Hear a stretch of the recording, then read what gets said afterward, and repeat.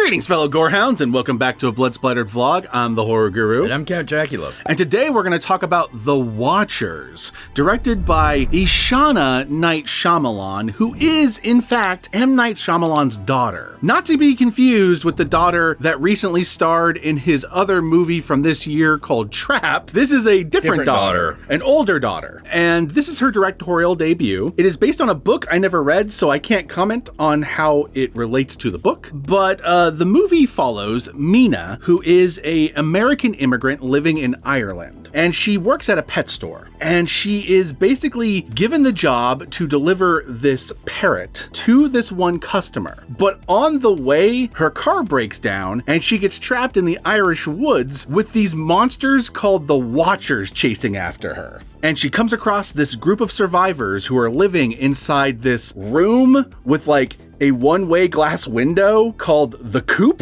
where the Watchers like to come at night and watch them as they just exist as themselves inside the Coop. It is a fantasy horror thriller, potentially psychological, but it becomes very clear as the movie goes on that it's not just in anyone's heads. Yeah. This is an actual monster movie. There are actual monsters, which I dig that. I saw a lot of people really hated this movie when it came out earlier this year, which is partially why I took so long to watch it. I was like, if this movie is this bad and it's M. Night Shyamalan's daughter, given the way I hate certain M. Night Shyamalan movies, I was worried I was going to have the same kind of visceral reaction. Yeah, the movie is not M. Night Shyamalan Sr. bad. It's a decent film. Yeah. It's a decent film. That's where I kind of sit on it. It's a decent film. It's very middle of the road. Yeah. It doesn't do anything too egregious, and it doesn't do anything too fantastic. No. Everything is serviceable.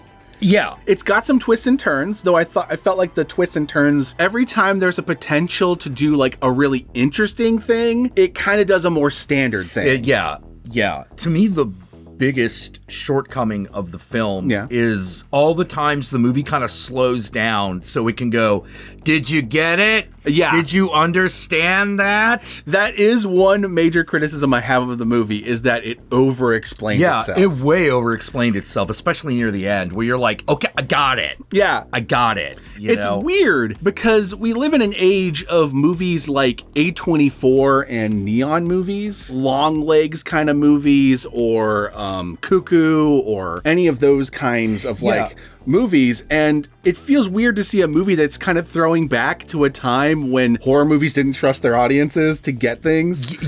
Like an early 2000s horror movie. The funny thing is that I, particularly when they over-explained the plot, I found myself going, why did you over-explain the plot when the main character was just going to explain everything again in the denouement? And what makes me annoyed at that is that in other aspects, the movie does some decent, like, subtle theming throughout it. We'll get more into it in the spoiler section, but there's like certain aspects of the main character that we're introduced to at the beginning of the movie that thematically tie into things that happen later in the movie without them ever like pointing to the camera and going like, get it? But then there are like actual plot points where they sit there and they just hammer it home into your head like you're not going to get the thing that you just saw. And it lessens the movie. It does. Because you're like, no, I got it. We don't have to spend this extra 30 seconds re-explaining it. No fault to any of the actors, by the way. I think all the actors give a pretty good performance. Dakota Fanning is Dakota Fanning as usual. She gives it 111%. The actress that played Madeline, who is kind of the elder who guides all the survivors throughout most of the movie, is probably the best actress in the movie. Oh, yeah. She's kind of simultaneously the one who knows, but also kind of the harbinger of what's to come as the movie goes on. The monsters are decent. I think at times they're a little too CGI-y, but when they're not doing like CGI movements and they're just kind of standing there looking creepy, I dig them. Yeah. When they're just there. Yeah. Watching. Yeah. They're very creepy. When they're doing the watching in the title, that's when they're at their best. There are a few moments in the movies where you're like, I wonder why they aren't called the Chasers, like. So throughout this movie, you're going to sit there and you're going to be wondering, okay, is this going on? Is that going on? Aliens? fairies, I guarantee you whatever your first immediate, most obvious assumption's gonna be is what this movie's gonna go with. Yes. Because that was my experience watching the movie, where every time I had that moment of like, well, this would be the most obvious thing to do, it would do that. Yeah. That meant that I was able to pretty much predict most of the movie up until like the last like 15 minutes. It actually kind of did throw a loop for me the last twist. The last 15 minutes is where you can really tell that this was based on a book. Yeah. You know, like, because there's this extended sequence after which you would normally end the movie that goes on to... There's like a fifth act. Yeah, there's a fifth act in this movie. And you're like, oh, I guess we got 10 minutes left. Because you get like the first 3 acts, you get an epilogue, and then there's like a fifth act. Yeah. And in a book, that's very natural. Yeah. In the movie, you're kind of surprised that it's happening. You're like, oh, I thought the movie was over. Yeah, because you're like, there's 20 minutes of runtime left? We kind of just finished the plot. You know? And I'll admit, my guess of what the ultimate twist was going to be in those last 15 minutes turned out to be wrong, and they went with another option. So that was the one moment where I didn't immediately predict what was going to happen. Yeah, but it's also the dullest twist. You know? Like, because everything's already happened. Yeah. You know? There was one thing in the movie that confused me, and I don't know if it was a flaw in the movie or if I just missed something. Early on in the movie, the character is established as having a twin sister, and the twin sister calls her about not attending their mother's funeral. And what was weird was that I assumed when they were talking that it was like a recent funeral that happened that she didn't go to. Yeah. Probably because she's living in Ireland and her sister's probably back in America. Right. Like she's probably in Ireland because of what actually happened. But we'll get more into it in the spoiler section. The movie reveals that she actually died when they were kids. Yeah.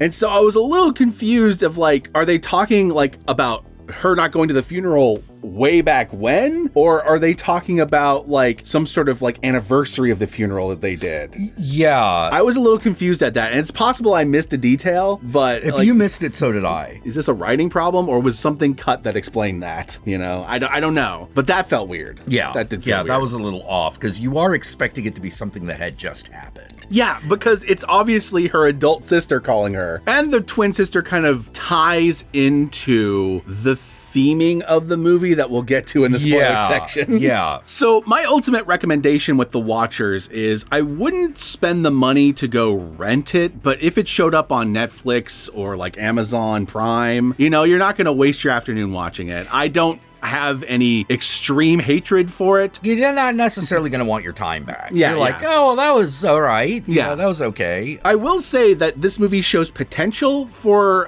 M. Night's daughter going forward, but she doesn't have like the immediate mastery of the camera that Shyamalan had when he first started making movies, but she does have potential to grow, so I will be interested in checking out movies she makes next. Like we saw it on, I think, Max, right? Oh, wait, we did see it on Max. You're right. Oh, okay. All right. Hey, woohoo! The twist is I was right. And you're all in luck if you are interested in watching the movie, because the movie is currently available on HBO Max. It is available on other streaming platforms to rent, but again, I don't really recommend spending the money to rent it. I recommend watching it if you already have a platform it's on. Yeah, if you're already got a Max subscription, just be like, bleep, bleep. Oh, hey, Watchers, bleep. All Absolutely. Right. Yeah. And with that said, my fellow Gorehounds, let's move on to the spoilers so we can talk about the very obvious twists that happen throughout this movie. Yeah, and some of the other. Yeah.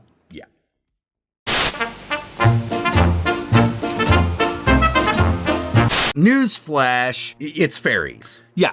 We're in Ireland, we're in a forest, it's a bunch of creatures that can make themselves look like you. They're changelings, they're fairies. changelings. It is obviously fairies. It's your first guess when you see that it's a forest. Yeah, a forest in Ireland. Yeah, in Ireland. It's gotta be the fairy It couldn't have been folk. more obvious if the house had like giant mushrooms around it or something. Yeah, absolutely, absolutely. And I didn't mind that that's what it was, because I actually think the horror potential for the Fae is actually largely underutilized. Yeah. The crux of this movie is they're trapped in the coop and the Watchers come at night to watch them. And we learn over the course of the movie that they watch them because they're trying to learn how to mimic humans. In the event that they can finally escape their confines of this forest, they can essentially take over the world. I'm assuming it's what their goal is, because humans put them in there, so humans have got to go.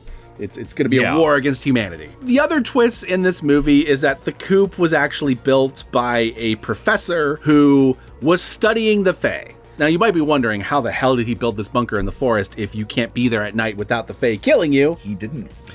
He let the workers get killed. Yeah, he brought workers there, 13 workers every day, to build it until it was completed, and he just let them die every night. But there was a part of his story that didn't make sense to me. Yeah. He was just like, okay, I would let them come every day and build, and then I would hide in my bunker while they would be outside and slaughtered by the fairies. And I'm like, okay, what about before you built the bunker? Built the bunker, yeah. Because there's no way you built the bunker part in one day. Yeah. That had to have taken a couple weeks on its own. Yeah.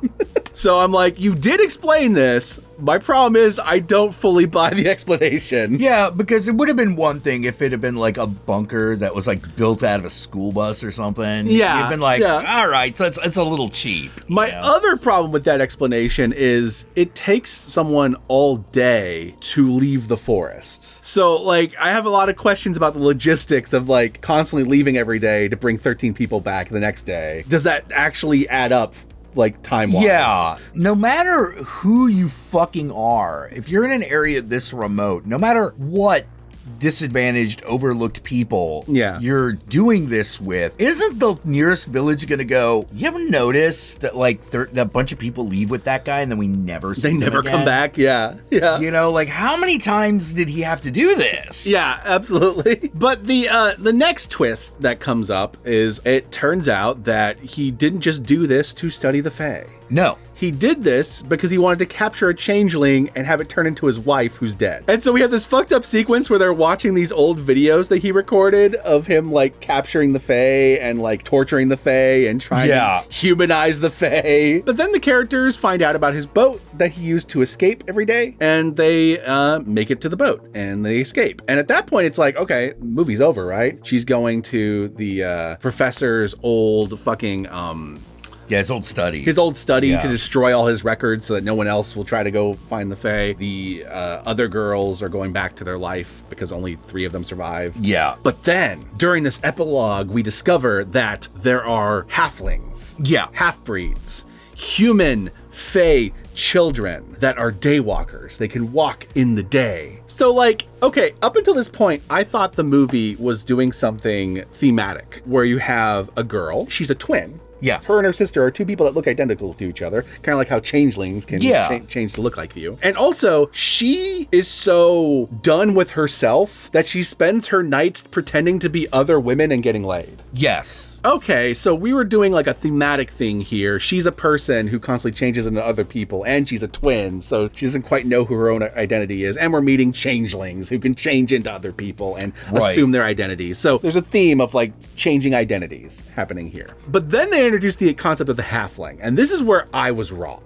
Are you going to tell me that this main character has been a halfling this whole time? Yeah, that's where I thought they were going too. And that's why she constantly pretends to be someone else, because it's part of her nature. She doesn't feel right being human, and she doesn't know why. Yeah. You know, is that where you're going to go? Because I'm going to have some questions about earlier in the movie, if that's so. No, they don't go that route. They actually do not go the route I thought was going to be the obvious route, because the rest of the movie was so obvious otherwise. It turns out that Madeline, she is the wife that died. Yeah.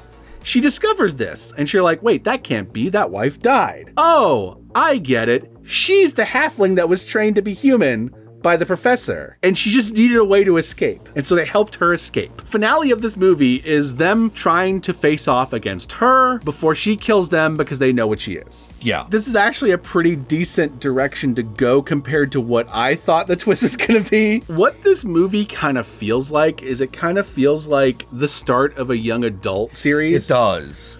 But it's trying to also be a horror movie. Yes. And the young adultness of it, like, it kind of explains some of the over-explaining that happens throughout the movie. Yeah. But it does get in the way of the horror movie aspects. Yeah, this is what Lovecraft was great at. Yeah. He would explain something to you in a way that just was creepy. Yeah. You know, as opposed to simply expositional. I did like the metaphorical theming of, like, she's got this bird in a cage the whole time, and they're kind of trapped in what they call a coop. The symbolism was there. Yeah. The thematic elements It was a little obvious, but like... Yeah, I don't mind obvious. I don't always mind obvious. But at least in those instances, it didn't turn to the camera and go like, we're birds in a cage, like the bird I'm holding. Yeah. And with that said, my fellow gorehounds, where can they find you, Count Jackula? Well, you can find me here on YouTube every Monday, Wednesday, and Friday when I stream at 7 p.m. Pacific Standard Time. Y'all know me, I'm the Horror Guru. You can find me at the Horror Guru on Twitter, Twitch, Instagram. Just look up the Horror Guru or Blood Splattered Cinema and I'll be there. Be sure to like, comment, and subscribe, and don't forget to ring that notification bell so you're notified of my videos immediately upon their upload. And if you'd like to help out either of us more directly, be sure to check out our Patreon pages. And remember, if you decide to go the Patreon route, even $1 a month can go a long way, but we will certainly accept more. And if you made it this far into the video, then I want you to comment below, and be sure to comment below using the hashtag #ChangelingTheFound. Use the hashtag #ChangelingTheFound. That way I know. That way Jack knows. That way the whole world knows that you found the changelings, but you're probably stuck in the forest and gonna die if you leave the coop. Yeah. And with that said, peace out.